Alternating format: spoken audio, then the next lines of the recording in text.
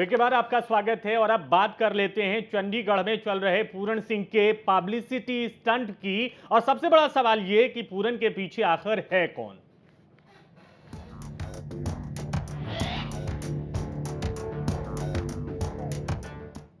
आशुतोष महाराज जी के समाधि में जाने के बाद से लगातार उनके और दिव्य ज्योति जागृति संस्थान के खिलाफ साजिश के तहत याचिकाएं दायर की जा रही हैं, लेकिन अदालत में ऐसे याचिकाकर्ताओं को मुंह की खानी पड़ रही है। शुक्रवार को एक और याचिका पर सुनवाई के दौरान पंजाब और हरियाणा हाईकोर्ट ने याचिकाकर्ता को जमकर लताड़ लगाई और सुनवाई को मंगलवार तक के लिए टाल दिया। पंजाब और हरियाणा हाईकोर्ट ने दिव्य ज्योति जागृति संस्थान के संचालक आशुतोष महाराज जी के शव के पोस्टमार्टम करवाए जाने की याचिका पर सुनवाई को मंगलवार तक के लिए टाल दिया है। लेकिन इस याचिका पर शुक्रवार को सुनवाई के दौरान हाईकोर्ट ने याचिकाकर्ता पूरण सिंह की जमकर खिंचाई की। हाईकोर्ट ने याचिका के मूल आधार पर ही सवाल उठाते हुए कहा कि अदालत में सस्ती लोकप्रियता के लिए नहीं बल्कि अपने अधिकारों की प्राप्ति के लिए याचिकाएं दायर की जानी चाहिए। अदालत ने कहा कि पोस्टमार्टम के लिए याचिका पुलिस के पास जानी चाहिए और अगर पुलिस कोई कार्रवाई नहीं करती तो फिर अदालत से हस्तक्षेप की उम्मीद रखनी चाहिए। आज कोर्ट में जब हियरिंग शुरू हुई तो जज साहब ने कहा कि जो रिप्रेजेंटेशन आपने दिए हैं उसका सबूत पेश करो, क्या वाकई उनको दिए हैं या नहीं दिए हैं।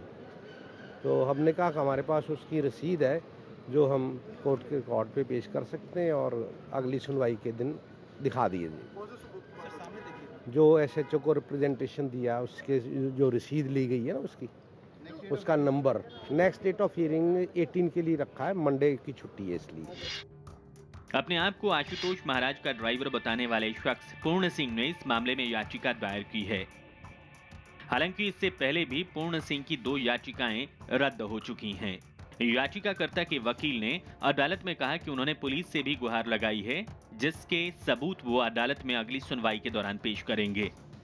एसएसपी ने भी मीठी गोली दे दिया कि जाओ भाई अब देखेंगे करेंगे। और जब डिप्टी कमिश्नर को गए तो उसने भी वही गोली दे दिया। जब फिर हाई कोर्ट में आए तो उसको पता चला कि हाई कोर्ट में फिर पूरण सिंह पहुंच गया, तो वो दबी हुई जो फाइल है वो फिर उठाई कल, फिर उन्होंने कार्रवाई शुरू कर दिया है। तो मेरे को बोला है कि बयान दे के जाओ, तो आज मैं बयान भी दूंगा, उधर बयान दर्ज कराऊंगा। इससे पहले भी पूर्ण सिंह ने 2 याचिकाएं पंजाब और हरियाणा हाईकोर्ट में दायर की थी। पहली याचिका में संस्थान के संस्थापक आशुतोष महाराज के शव का पोस्टमार्टम करवाने की मांग की गई थी, जबकि दूसरी याचिका में संस्थान की संपत्ति की निगरानी के लिए प्रशासक नियुक्त करने की मांग की गई थी, लेकिन दोनों याचिकाएं अदालत ने रद्द कर दी थी। इसके बाद बड़ा सवाल ये है कि क्या याचिका दायर करने वाले लोगों के पीछे किसी और का हाथ है जो दिव्य ज्योति जागृति संस्थान को बदनाम करना चाहते हैं, वरना एक सामान्य शख्स पूर्ण सिंह जो कि आर्थिक रूप से भी मजबूत नहीं है, बार बार फटकारे जाने के बाद भी अदालत क्यों पहुंच रहा है। दिव्य ज्योति जागृति संस्थान के संस्थापक आशुतोष महाराज के खिलाफ अक्सर याचिकाएं दायर कर सुर्खियां बटोरने वाले पूरण सिंह और उनके वकील को आज पंजाब और हरियाणा हाईकोर्ट में जमकर लताड़ पड़ी है। दरअसल एक नई याचिका में पूरण सिंह ने मांग की थी कि आशुतोष महाराज के शव का पोस्टमार्टम करवाया जाए और पूरी जांच सीबीआई को सौंपी जाए, लेकिन हाईकोर्ट ने कहा है कि याचिकाएं अपने अधिकारों को पाने के लिए दायर की जानी चाहिए, न कि पब्लिसिटी के लिए। हालांकि फिलहाल इस याचिका को रद्द नहीं किया गया है, लेकिन हाईकोर्ट के पिछले रुख को देखते हुए इस याचिका का भी रद्द होना लगभग तय है। कैमरामैन मयंक मोगिया के साथ मनोज कुमार, खबरें अभी तक, चंडीगढ़। हमारे साथ हमारे सहयोगी मनोज कुमार चंडीगढ़ से इस पूरी खबर पे और जानकारी के साथ मौजूद हैं। बहुत सारे सवाल खड़े हो गए हैं इस पूरी खबर को देखने के बाद।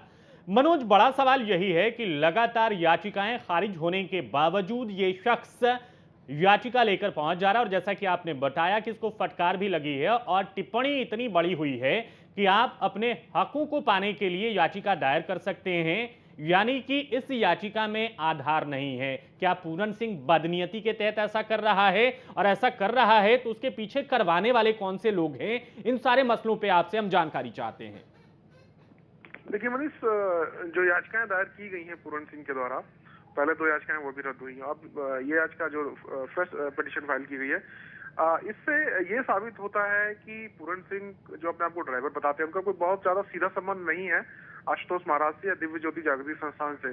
तो क्यों एक साधारण से शख्स को इतनी दिलचस्पी है दिव्य ज्योति जागृति संस्थान में और आशुतोष महाराज के शव का पोस्टमार्टम करवाने में, ये सवाल यहाँ पर खड़ा होता है। और इसको समझने में कोई ज्यादा परेशानी किसी को भी नहीं होनी चाहिए कि इसके पीछे कोई ना कोई दूसरी शक्तियां हैं जो काम कर रही हैं, जो पूरण सिंह का चेहरा इस्तेमाल करके और अपने हितों को साध रही हैं। क्योंकि लगातार याचिकाएं हाईकोर्ट में आ रही हैं और वो खारिज भी हो रही है, लेकिन फिर से फ्रेश पिटीशन फाइल कर जाती है। तो कहीं ना कहीं यहाँ पर निजी हित को साधने की कोशिश हो रही है। और जहाँ तक पूरण सिंह की ये याचिका है, उसमें पोस्टमार्टम की मांग की गई। सबसे बड़ी बात यह कि सीबीआई जांच की वो मांग कर रहा है, लेकिन हाईकोर्ट ने साफ कहा है कि पब्लिसिटी पाने के लिए आप ये सब कर रहे हैं, जो कि ठीक नहीं है।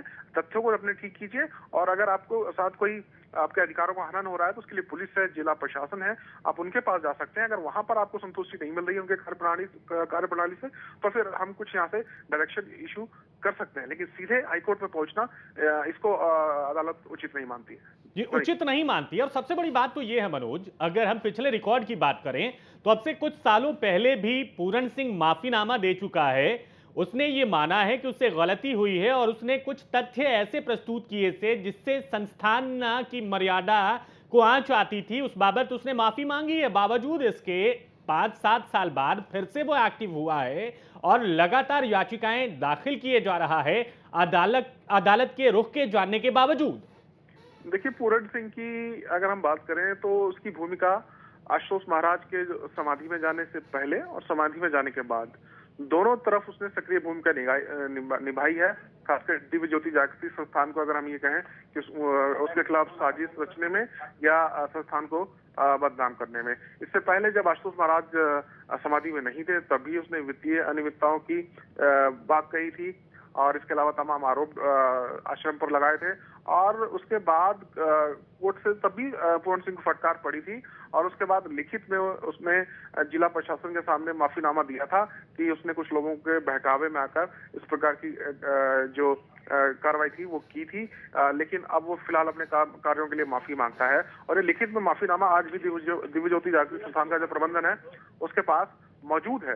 और अब जबकि आशुतोष महाराज समाधि में है, जैसा कि उनके भक्तगण दावा करते हैं, उसके बाद वो लगातार उनके सबका पोस्टमार्टम करवाने में, उनकी संपत्ति पर प्रशासक बैठाने में, उनकी संपत्तियों को जो तमाम संगठन है उनमें वितरित करने में इस प्रकार की याचिकाएं डाला है। तो मंशा यहाँ पर साफ है पूरण सिंह की कि वो पूरण सिंह की मंशा से ज्यादा इसमें पीछे जो ताकत है उसको भी समझने की जरूरत है, क्योंकि पूरण सिंह की भूमिका हम देख रहे हैं और जो जानकारी है हमारे पास उसके मुताबिक वो एक अदना सा आदमी है जो आर्थिक तौर पे भी बहुत ज्यादा मजबूत नहीं है और लगातार हियरिंग्स हो रही हैं। इसमें जो खर्चा आ रहा है ये सब कौन वहन कर रहा है और किसके इशारे पे ये सब कुछ हो रहा है? सोर्सेज बताते हैं कि उत्तराखंड की कोई शक्ति है जो पीछे से प्ले कर रही है। इस बात में कितना दम है? देखिए, सूत्र जो बता रहे हैं उनके मुताबिक उत्तराखंड के बहुत ही कद्दावर कांग्रेसी नेता हैं। अगर हम उनकी बात करें, सतपाल महाराज, जो कि हाल ही में उनका मुख्यमंत्री के लिए भी नाम सामने आ रहा था, बताया जाता है कि वो इस पूरे जो पूरण सिंह के द्वारा याचिकाएं दायर हो रही है उसके पीछे कहीं ना कहीं उनका हाथ है। हालांकि इस दावे में कितनी सच्चाई है ये फिलहाल कहना मुश्किल है, लेकिन कहीं ना कहीं नाम उनका जरूर सामने आ रहा है। तो पूरण सिंह से इस बारे में कई बार बातचीत करने की कोशिश की गई, लेकिन पूरण सिंह का यही कहना है क्योंकि वो आशुतोष महाराज के साथ रहा है, उनका ड्राइवर रहा है, तो ऐसे में उसे चिंता है दिव्य ज्योति जागृति संस्थान की और आशुतोष महाराज के हितों की, इसलिए वो याचिकाएं दायर कर रहा है। लेकिन सच्चाई इसमें नहीं है, कहीं ना कहीं दूसरी शक्तियों का इसमें हाथ है। मनीष, कुछ बातें और जानना चाहते हैं। संस्थान के ऊपर पूरण सिंह ने पहले ये आरोप भी लगाया था कि यहाँ पे मालिकाना हक पाने को लेकर जद्दोजहद चल रही है, जिस कारण से ये सारा मामला है। लेकिन इस बाबत संस्थान ये पहले ही स्पष्ट कर चुका है कि यहाँ पे स्वयंसेवक हैं, यहाँ पे किसी का कोई मालिकाना हक नहीं है।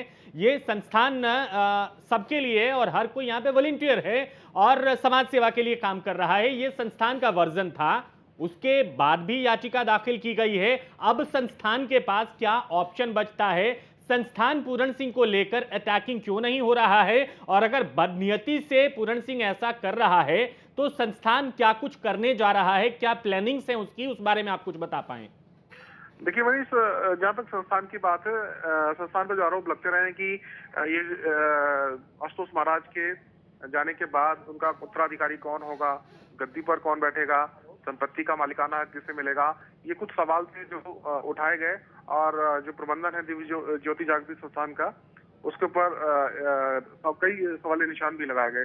लेकिन जो प्रबंधन का रुख है या उनका जो पक्ष है वो यही है कि जो दिव्य ज्योति जागृति संस्थान है वहां पर उत्तराधिकार का कोई प्रावधान ही नहीं है, ना ही कोई इस प्रकार की अन्य डेरों में हमने देखी है, आश्रमों में देखी है कि एक जो हम कह लें प्रमुख होते हैं, उनके जाने के बाद किसी को उस गद्दी पर बैठना होता है, तो गद्दी वहां है ही नहीं, तो ऐसे में उत्तराधिकार का सवाल ही नहीं उठता है। और जहां तक संपत्ति की बात है, वो सारी संपत्ति जो प्रबंधन है, एक रजिस्टर्ड प्रबंधन है, वो संचालित करता है और उसका बाकायदा जो इनकम टैक्स है वो भरा जाता है। तो कहीं भी इसमें लाग लपेट नहीं है, कोई भी तथ्य को किसी को छिपाया नहीं गया, सब कुछ सबके सामने है और इस पर किसी एक व्यक्ति का मालिकाना हक नहीं है। ये जो प्रबंधन है उसका मालिकाना हक है, वही इसको संचालित कर रहा है। तो ऐसे में संपत्ति हड़पने का कोई सवाल ही नहीं है। खासकर जो गुटबाजी बताई गई है दिव्य ज्योति जागृति संस्थान में तमाम जो प्रमुख है उनके बीच में, तो ऐसी उन बातों से भी दिव्य ज्योति जागृति संस्थान ने इनकार किया है। ऑप्शन उनके पास ये बचता है कि सबसे बड़ा उनके पास जो सबूत है वो माफीनामा जो लिखित में पूरण सिंह ने जिला प्रशासन को सौंपा था, वो उनके पास आज भी मौजूद है। वो कोर्ट की शरण जा सकते हैं, कोर्ट में कह सकते हैं कि पूरण सिंह ऐसे में तो मुश्किल में पूरण सिंह भी फंस सकता है। जी बिल्कुल, ये जो कुछ हो रहा है पूरण सिंह जिस प्रकार से कर रहे हैं, ये उनके ऊपर उल्टा भी पड़ सकता है, क्योंकि वो पहले ही माफीनामा लिखकर दे चुके हैं और उन्होंने आश्वासन भी अपने माफीनामे में दिया है कि वो भविष्य में इस प्रकार की किसी भी गतिविधि में शामिल नहीं होंगे। खासकर दिव्य ज्योति जागृति संस्थान के खिलाफ वो इस प्रकार की झूठी याचिकाएं अदालत में नहीं डालेंगे। लेकिन उसके बावजूद अभी ये हो रहा है, तो फिर एक बड़ा सबूत है दिव्य ज्योति जागृति संस्थान के पास, लेकिन वो लोग कोर्ट अभी तक नहीं पहुंचे हैं, अप्रोच नहीं किया है। तो ये ऑप्शन के पास खुला हुआ है और अगर वो जाएंगे तो जाहिर सी बात उनको राहत जरूर मिलेगी कोर्ट से। चलिए, पूरी खबर पे नजर बनाए रखिएगा, जो भी गतिविधि होगी उसकी जानकारी हम आपसे लेते रहेंगे। मनोज कुमार, बहुत शुक्रिया आपका इस पूरे मसले को बताने समझाने के लिए। तो ये पूरण सिंह की का पब्लिसिटी स्टंट है जो आप देख पा रहे हैं, क्योंकि अदालत की तरफ से फटकार लगने के बावजूद, याचिकाएं खारिज होने के बावजूद वो इस जिद पे अड़ा हुआ है कि बदनीयती के तहत जो आरोप हैं उसको वो साबित करे, जबकि अदालत इस बाबत कह चुकी है कि ये मामला पुलिस प्रशासन के बनते हैं, लेकिन पुलिस प्रशासन पे पूरण को भरोसा ही नहीं है। तो इसे क्या कहें, ये सिर्फ सुर्खी पाने की कोशिश नहीं है क्या?